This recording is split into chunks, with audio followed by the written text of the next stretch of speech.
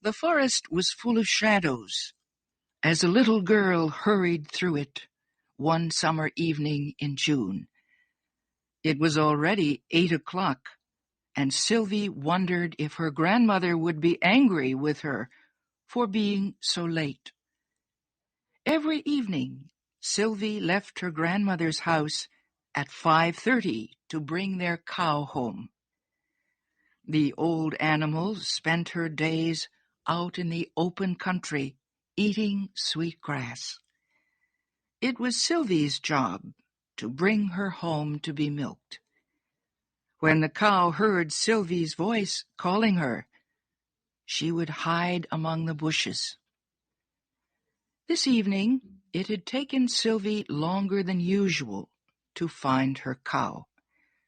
The child hurried the cow through the dark forest, following a narrow path that led to her grandmother's home. The cow stopped at a small stream to drink. As Sylvie waited, she put her bare feet in the cold, fresh water of the stream. She had never before been alone in the forest as late as this. The air was soft and sweet. Sylvie felt as if she were a part of the gray shadows and silver leaves that moved in the evening breeze. She began thinking how it was only a year ago that she came to her grandmother's farm. Before that, she had lived with her mother and father in a dirty, crowded factory town. One day, Sylvie's grandmother had visited them and had chosen Sylvie from all her brothers and sisters to be the one to help her on her farm in Vermont. The cow finished drinking, and as the 9-year-old child hurried through the forest to the home she loved, she thought again about the noisy town where her parents still lived. Suddenly, the air was cut by a sharp whistle not far away. Sylvie knew it wasn't a friendly bird's whistle. It was the determined whistle of a person. She forgot the cow and hid in some bushes. But she was too late. "Hello, little girl," a young man called out cheerfully. "How far is it to the main road?" Sylvie was trembling as she whispered, 2 miles. She came out of the bushes and looked up into the face of a tall young man carrying a gun. The stranger began walking with Sylvie as she followed her cow through the forest. "I've been hunting for birds," he explained, "but I've lost my way. Do you think I can spend the night at your house?" Sylvie didn't answer. She was glad they were almost home. She could see her grandmother standing near the door of the farmhouse. When they reached her, the stranger put down his gun and explained his problem to Sylvie's smiling grandmother. "Of course you can stay with us," she said. "We don't have much, but you're welcome to share what we have. Now, Sylvie, get a plate for the gentleman." After eating, they all sat outside. The young man explained he was a scientist who collected birds. "Do you put them in a cage?" Sylvie asked. "No," he answered slowly. "I shoot them and stuff them with special chemicals to preserve them. I have over 100 different kinds of birds from all over the United States in my study at home." "Sylvie knows a lot about birds, too," her grandmother said proudly. She knows the forest so well, the wild animals come and eat bread right out of her hands. So, Sylvie knows all about birds. Maybe she can help me then, the young man said. I saw a white heron not far from here 2 days ago. I've been looking for it ever since. It's a very rare bird, the little white heron. Have you seen it too? He asked Sylvie. But Sylvie was silent. You would know it if you saw it, he added. It's a tall, strange bird with soft white feathers and long, thin legs. It probably has its nest at the top of a tall tree. Sylvie's heart began to beat fast. She knew that strange white bird. She had seen it on the other side of the forest. The young man was staring at Sylvie. I would give $10 to the person who showed me where the white heron is. That night, Sylvie's dreams were full of all the wonderful things she and her grandmother could buy for $10. Sylvie spent the next day in the forest with the young man. He told her a lot about the birds they saw.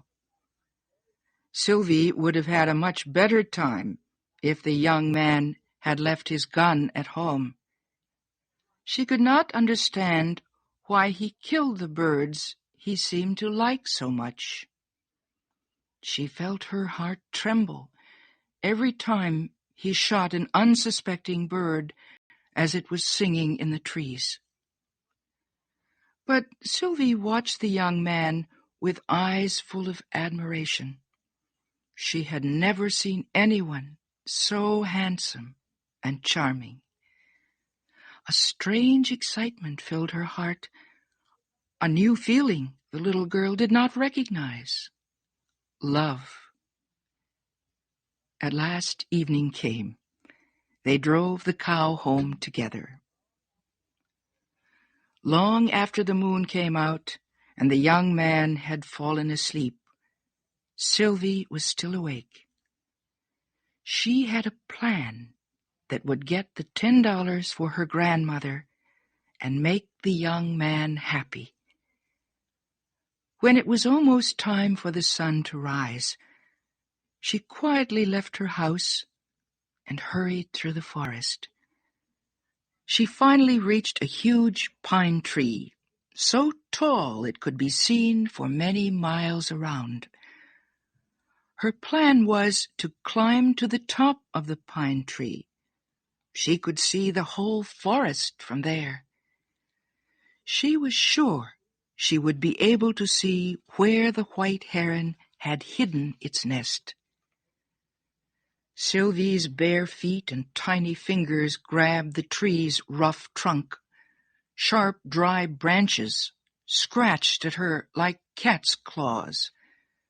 The pine tree's sticky sap made her fingers feel stiff and clumsy as she climbed higher and higher.